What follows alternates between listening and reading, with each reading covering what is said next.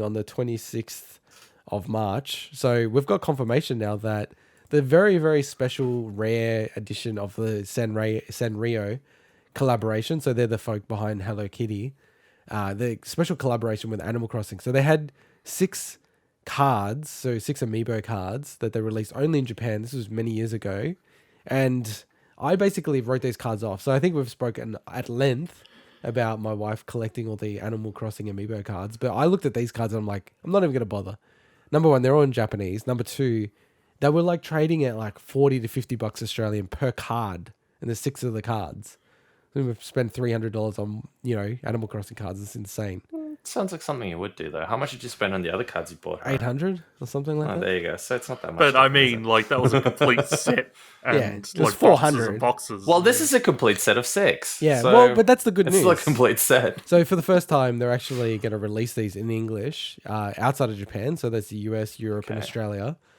And for Australia, they've confirmed they're coming out, but we still don't know where or how. I think it's pretty clear to me that they'll only offer it through the Nintendo store that we spoke about last week. So we have that new Nintendo store for Australia.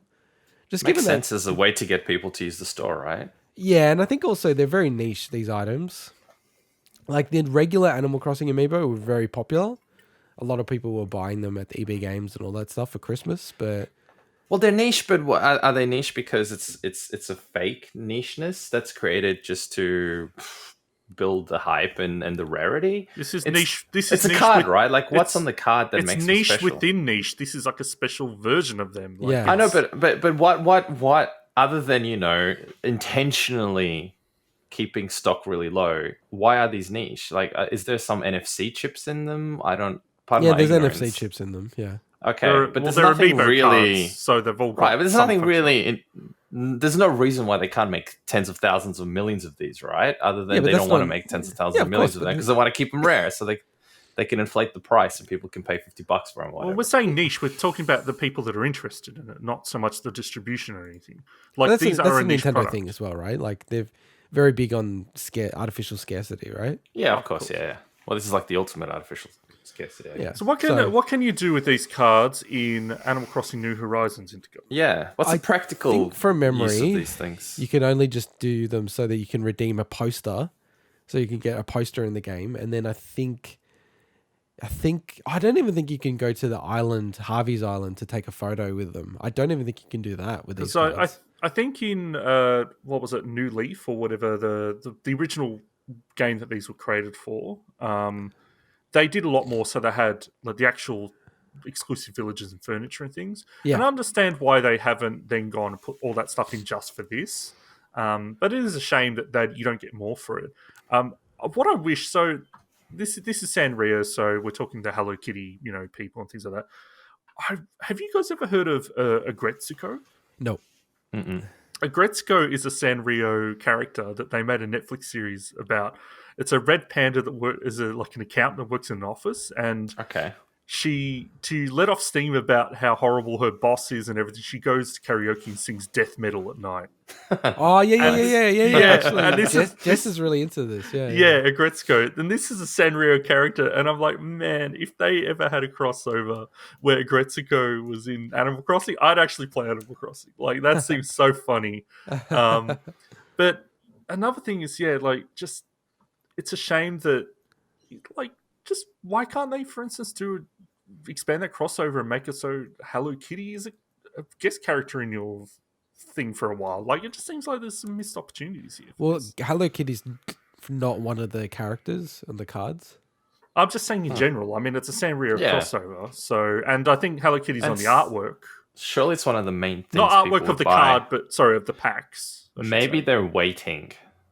And they'll trickle and release it later once the hype comes back. I think the Animal Crossing's got a lot of legs. A lot of people still play the game. It still sells really well. And they're going to they've already hinted on it. Like in the next couple of months, they're going to have a Mario crossover in Animal Crossing. Okay, that could be interesting. So, might have to boot it up again to check it out. See, the whole collecting thing's quite interesting because and again, I'm not shitting on anyone's collecting things. I collected a ton of stuff. I still have it in my parents' place. Boxes and boxes and boxes full of limited edition games, collectors' versions of them. Heck, I still have a ton of unopened collector's editions of particular games. But one thing I realized the other day, now that you two might know, but the rest of our dear listeners don't know, that I'm trying to go through this minimalist phase where I'm just purging everything that's not a non-essential, which also probably means I'm going to go digital. Do you want to advertise your new Instagram? Huh? No, it's fine. Not yet, because there's nothing. There's nothing. No. Only because there's nothing gaming related on there yet. I'm trying to understand. Is the shame on he doesn't want to? There's no shame. No. There's no shame. Why bring it up? Nothing. Why bring because it up? there's nothing gaming related on there. No, so the reason is he doesn't want to. Is he more ashamed of the Instagram account or more ashamed of the show?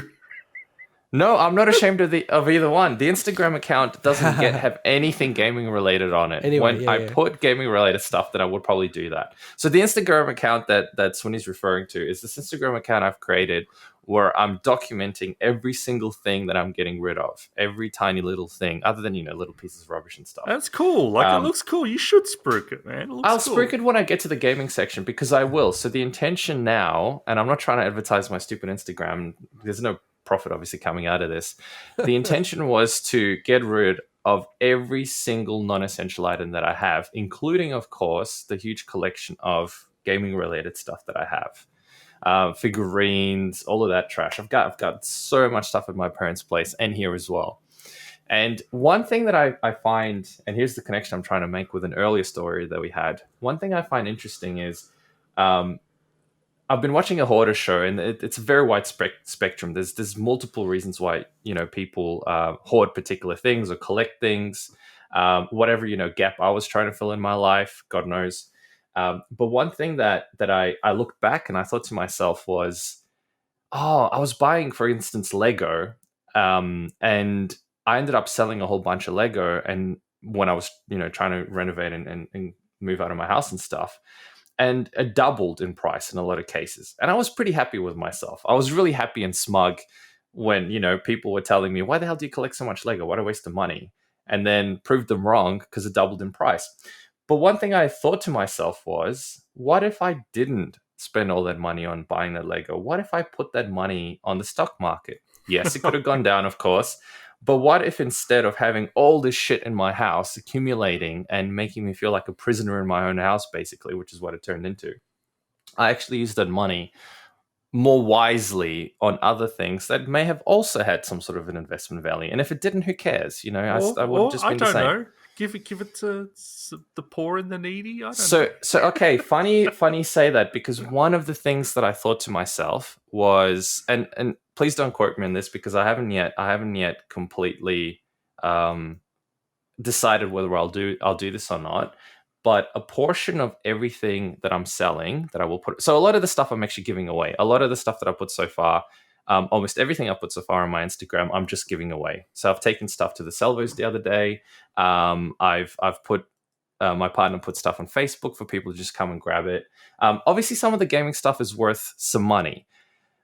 It's not that I don't need that money. It's just that selling it doesn't change anything compared to the life that I have right now, if that makes sense. You know what I mean? I can still put food on the table. It makes no difference to me because I don't have that money right now anyway. So I was thinking a percentage of it, and by a percentage, I mean a good chunk of the money that I can get out of selling this stuff, I should be donating to charity. I should be, giving it to, and my thinking so far is that it's probably going to be a gaming-related charity, or whether it's, donating stuff to the Royal Children's Hospital.